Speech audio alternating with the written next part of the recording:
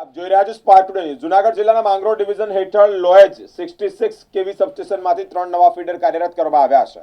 આ ફીડરો માંગરોળના ધારાસભ્ય ભગવાનજીભાઈ કરગઠિયા અને કેશોદના ધારાસભ્ય દેવાભાઈ માલમ સહિતના આગેવાનો અને અધિકારીઓની ઉપસ્થિતિમાં શરૂ કર્યા છે। પીજીવીસીએલના અધિકારીઓ જણાવ્યું છે કે લોહેજ 66 કેવી સબસ્ટેશનના 3 નવા ફીડરો આજે ચાર્જ થયા છે, જેમાં એક ખેતીવાડી ફીડર, 2 જ્યોતિગ્રામ ફીડર નો સમાવેશ થાય છે। આનાથી લોહેજ સહિત આસપાસના વાડી અને ગ્રામ્ય વિસ્તારોમાં વીજળીનો લાભ મળશે। નવા 66 કેવી સબસ્ટેશન અને આ ફીડર લાઇનોને કારણે લોહેજ, રહીજ, મુક્તપુર, સિલ, કંકાશા ગામો તેમજ આજુબાજુના ખેતીવાડીના વિસ્તારોનો પણ ફાયદો થશે। લાઇનોનું અંતર ટૂંકું થયું છે, લાઇન ક્રોસિંગની સમસ્યા પણ દૂર થઈ છે। પીજીવીસીએલ દ્વારા ટૂંક સમયમાં અન્ય 2 ખેતીવાડી ફીડર પણ ચાર્જ કરવામાં આવશે।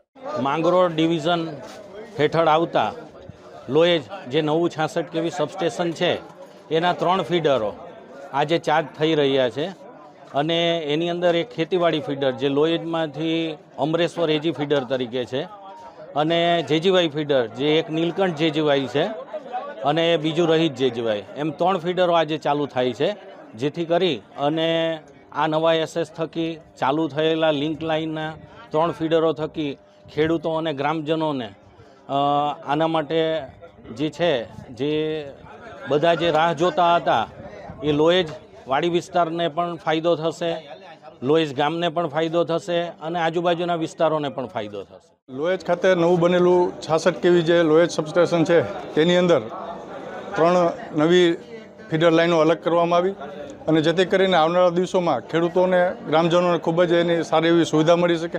ખેડૂત માટે વીજળી એ ખૂબ જ જરૂરી વસ્તુ છે અને વીજળીની સમસ્યા આપણે દરિયાકાંઠે ખૂબ હોવાથી ધારાસભ્યશ્રીની રજૂઆત દ્વારા આપણે નવું 66 કેવી મંજૂર થયેલું હતું અને આજે આ 66 કેવી કાર્યરત કરવામાં આવ્યું છે અને ખેડૂતો અને ગ્રામજનોને ખૂબ જ અને બહોળા પ્રમાણમાં આનો લાભ મળશે।